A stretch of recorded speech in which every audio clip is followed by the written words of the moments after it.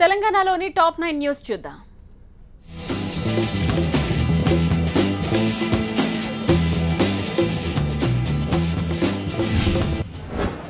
ఇటీవల కన్నుమూసిన సాహితీవేత్త సి నారాయణ రెడ్డి కుటుంబాన్ని కేంద్ర మంత్రి బండారు దత్తాత్రేయ పరామర్శించారు. సినారే కుటుంబ సభ్యులకు సానుభూతి తెలిపారు. తెలుగు సాహితీ లోకానికి సినారే మరణం తీరని లోటని దత్తాత్రేయ అన్నారు. రాజ్యసభ సభ్యుడిగా సినారే చేసిన ప్రసంగాలు అందరినీ ఎంతో ఆకట్టుకున్నాయని తెలిపారు. హైదరాబాద్ నార్త్ జోన్ పోలీసులు వివిధ కారణాల వల్ల విడిపోయిన 72 జంటలకు కౌన్సిలింగ్ ఇచ్చి కలిసుండేలా ఒప్పించారు. వీళ్లంతా పాల్గొనగా కలిసి ఉంటే కలదు సుఖం కార్యక్రమాన్ని నిర్వహించారు. ఇందులో CP Mahender Reddy, she team Swathi Lakra, DCP Sumathi, న్యాయమూర్తి రాధారాణి, రచయిత్రి వసంతలక్ష్మి తదితరులు పాల్గొన్నారు.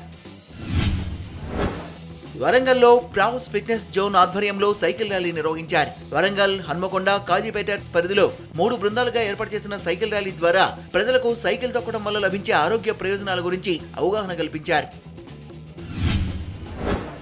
స్వచ్ఛంద సేవా సంస్థ బీడీఎల్ విన్నర్స్ ఫౌండేషన్ మెదక్ జిల్లాలోని అన్ని ప్రభుత్వ పాఠశాలల విద్యార్థులకు ఉచితంగా పుస్తకాలు, బ్యాగులు, విద్యార్థులకు ఉపయోగపడే ఇతర వస్తువులు పంపిణీ చేసింది. తెలంగాణ రాష్ట్ర వ్యాప్తంగా తమ సేవా కార్యక్రమాలను విస్తరించనున్నామని విన్నర్స్ ఫౌండేషన్ ప్రతినిధులు తెలిపారు. నల్గొండ జిల్లా గట్టుపల్ల గ్రామ శివార్లలో ఫార్మా కంపెనీ ఏర్పాటు చేయడాన్ని నిరసిస్తూ ప్రాంతంలోని 15 గ్రామాల ప్రజలు ఆందోళన నిర్వహించారు. అసలే ఫ్లోరైడ్ విస్తరించిన ఈ ప్రాంతంలో ఫార్మా కంపెనీ ఏర్పాటు చేయడం ఇక్కడి ప్రజల ఆరోగ్యాల్ని మరింత నాశనం చేయడమే అవుతుందని స్థానికులు వాపోతున్నారు.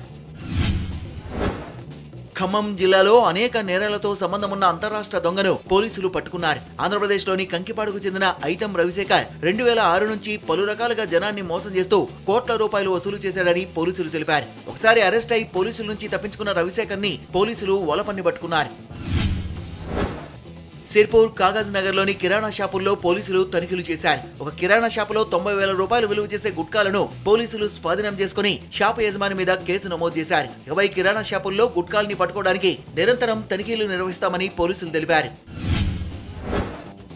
భద్రాచలం డివిజన్ ను ఆంధ్రప్రదేశ్ లో కలపాలని డిమాండ్ చేస్తూ గోండ్వాన సంక్షేమ పరిషత్ రాష్ట్ర కమిషనర్ సొంది వీరయ్య దీక్ష చేపట్టారు. రాష్ట్ర విభజన వల్ల ఆదివాసీలకు అన్యాయం జరిగిందన్నారు ఆయన. భద్రాచలం డివిజన్ ను ఆంధ్రప్రదేశ్ లో కలిపి భద్రాచలం జిల్లాగా ప్రకటించాలని ఆయన డిమాండ్ చేశారు.